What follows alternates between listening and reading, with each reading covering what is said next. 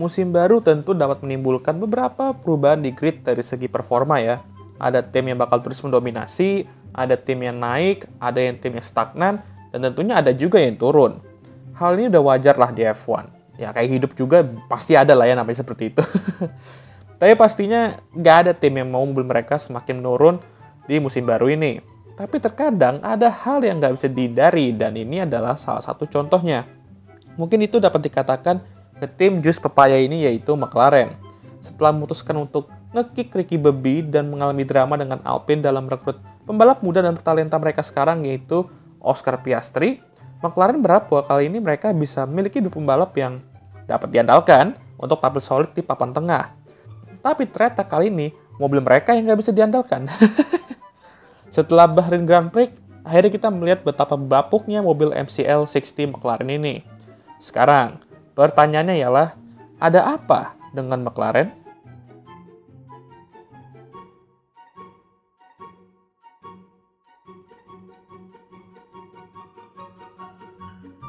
Harus diakui setelah 2020 di mana mereka meraih top 3 di standing setelah sekian lama, yaitu juga terbantu karena Ferrari yang lawak ya, McLaren mencoba untuk mendekati jarak ke tim papan atas. Tapi sejauh ini belum berhasil.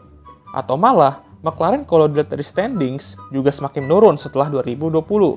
P4 di 2021 dan P5 di 2022. Walaupun harus diakui ya, performa Ricky Bobby yang naik turun juga sedikit mempengaruhi hasil standings McLaren di kedua musim itu. Tentu secara progres emang sedikit dipertanyakan lah McLaren ini kan. Apakah arah mereka untuk kembali ke atas tuh udah bener, atau malah arah mereka malah balik lagi ke 2017. McLaren meluncurkan mobil MCL60 mereka, dan mobil MCL60 ini sebenarnya merupakan evolusi dari MCL36 musim lalu. Tapi yang bikin fans sudah khawatir duluan ialah ketika McLaren sendiri udah pesimis duluan bahwa mobil mereka tidak sesuai harapan saat dibangun sepanjang winter break. Waduh, belum digeber di track aja udah pesimis ya kan? Ditambah mereka juga kehilangan Andreas Seidl ke Alfa Romeo untuk musim ini ya. Dan itu merupakan kehilangan yang cukup besar menurut gua, karena Andreas Seidl memang berperan besar dalam performa McLaren yang berkembang ya setelah masa-masa bapuk di zaman McLaren Honda. Andreas Stella akhirnya dipromot, dan tentu jangan terlalu berharap bahwa nantinya dia mampu membangkitkan raksasa papaya ini dalam waktu dekat, karena emang setiap trim prinsipal baru tuh butuh waktu guys ya. Kalau dari pembalap, emang gak usah diragukan lagi lah ya guys ya. Lando Norris selama beberapa tahun ini menjadi kepala keluarga mencari nafkah poin untuk tim berbasis walking ini. Dan musim ini kemungkinan tidak akan jauh berbeda ya. Lalu mereka memiliki Oscar Pasutri yang dimana salah satu pembalap yang digadang-gadangkan sebagai calon bintang F1 selanjutnya. Ingat, dia juara Formula Renault, Formula 3, dan Formula 2 secara berturut-turut ya. Dan cuy emang ya. Jadi banyak orang nge-rate Oscar sangat tinggi, tapi perlu diingat bahwa dia telah gap year selama semusim, dan pasti bakal sedikit karatan lah di awal-awal, karena dia terakhir kali nyetir mobil itu aja juga berapa, udah nggak inget gue udah berapa bulan yang lalu kan. Jadi pasti dia bakal sedikit underperform lah awal musim. Jadi McLaren berharap pembalap mereka tuh bisa saling kerjasama dulu aja lah ya, dan konsisten setelah 5-6 balapan. Jangan sampai Oscar mengdanielkan diri ya kan. Dari pembalap harusnya no problemo lah ya. Tapi balik lagi, mobil mereka yang jadi masalah. McLaren sendiri juga akan bermain kejar-kejaran dan menyiapkan update seiring berjalannya musim. Ini berarti mereka juga udah nggak pede kalau mobil mereka saat ini akan bersaing di bagian depan papan tengah, atau bahkan papan tengah itu cuy. Saat testing terbukti bahwa kekhawatiran mereka emang benar. Mobil mereka banyak sekali masalahnya, dan beberapa dari masalah itu sebenarnya sama kayak musim lalu. Masalah rem, yang lagi dan lagi bawa malapetaka ya kan. Di tracknya sama lagi kan. Sepanjang testing mereka cukup memancing perhatian, karena bapuknya tapi. Mereka mencetak lap paling sedikit di testing, dan tentu ini karena masalah-masalah tersebut yang gue bilang tadi. Tentu ini gak menguntungkan kedua pembalap mereka, khususnya Oscar yang butuh jam terbang sebanyak mungkin untuk mempelajari mobil McLaren itu, sekaligus mengembalikan feel menyetir mobil formula lagi setelah sekian lama. Kalau bermasalah kayak gini ya sulit baginya untuk up to speed secepat mungkin ya kan. Untuk Lando, dia sendiri juga frustasi dan sempat dikabarkan menonjok tembok saking keselnya. Kayaknya belajar dari Toto si Lando ini. Ya, dari testing sudah dapat dikatakan bahwa McLaren akan mengalami musim yang sangat panjang dan sulit ya kan. Nggak pakai lama, kita akan buktikan itu dalam waktu 1 minggu, karena minggu depan kita langsung menuju balapan pembuka 2023 di track yang sama, yaitu Bahrain Grand Prix. Saat free practice, mobil MCL60 emang nggak mengindikasikan bahwa mereka tuh akan bersaing di bagian atas kayak Aston Martin.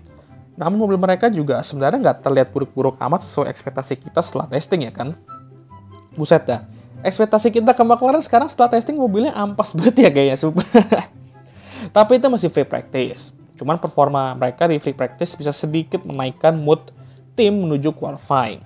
Dan gimana pas qualifying? Oh, mobil mereka kenceng. Cuman yang lain lebih kenceng.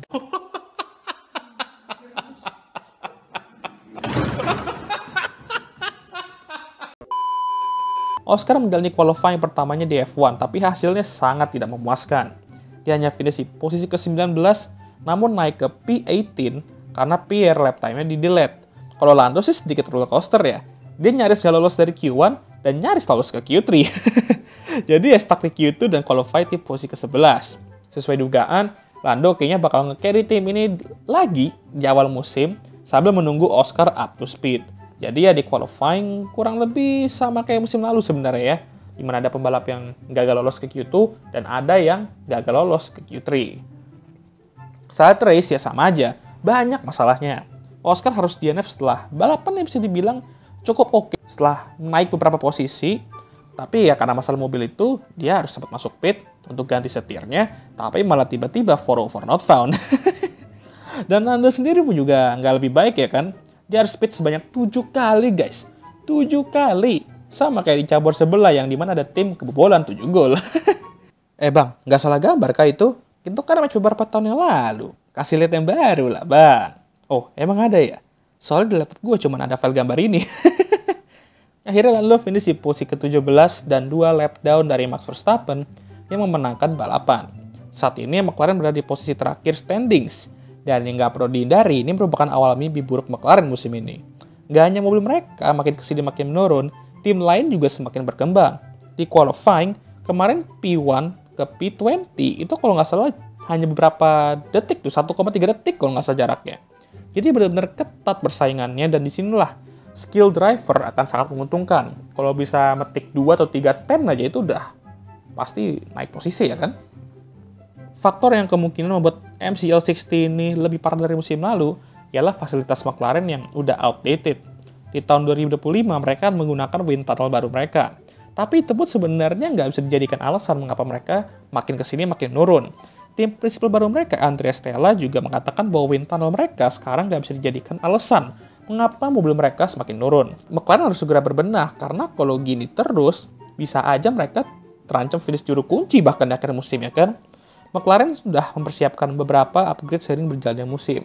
Dan mereka berharap bahwa upgrade ini akan membantu mereka naik perlahan ke atas. Kayak musim lalu lah paling setidaknya. Lalu dari segi pembalap, McLaren harus bisa segera memberikan Lando mobil yang kencang dan bisa bersaing di atas. Karena jangan sampai talenta dia terbuang gitu aja karena tim nggak bisa memberikannya mobil yang dapat bersaing di papan atas. Lando bisa aja mulai mencari opsi untuk pindah tim ya kan. Kalau setidaknya sampai 2025 di mana itu tahun kontraknya habis, McLaren tuh nggak menunjukkan progres yang signifikan atau malah makin menurun nih kayak musim ini. Untuk Oscar, emang sesuai prediksi gue dia butuh adaptasi dan menyingkirkan karatannya di awal musim ini. Performa dia di Bahrain Grand Prix kemarin emang nggak sesuai ekspektasi kita ke dia lah. Tapi di saatnya sama ini nggak bikin kaget juga karena setiap rookie emang butuh waktu. Contohnya Saipul dulu di 2018. Yang dimana dia butuh 4 balapan kalau nggak salah untuk up to speed ya kan. Dan hal yang sama mungkin akan terjadi ke Oscar juga. Kalian fans McLaren ya sabar-sabar aja lah ya. Tapi fans Danny Rick, gue yakin full senyum ya kan melihat tim Juice Papaya ini melawak. Intinya, McLaren berharap bahwa upgrade mereka nanti bisa memberikan boost lebih dari upgrade tim lain. Kita lihat aja apakah McLaren musim ini akan bangkit perlahan kayak musim lalu atau malah cosplay jadi McLaren Honda 2017.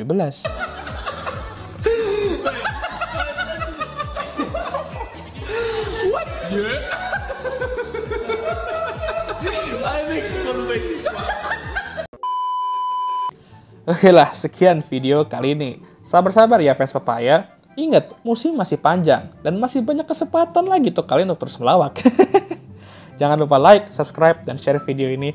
Dan jangan lupa juga untuk nyalakan lonceng notifikasi agar kalian semua tahu ketika gue ngupload video baru. Dan follow IG gue juga ya sekalian. Dan I'll see you guys next time. Goodbye.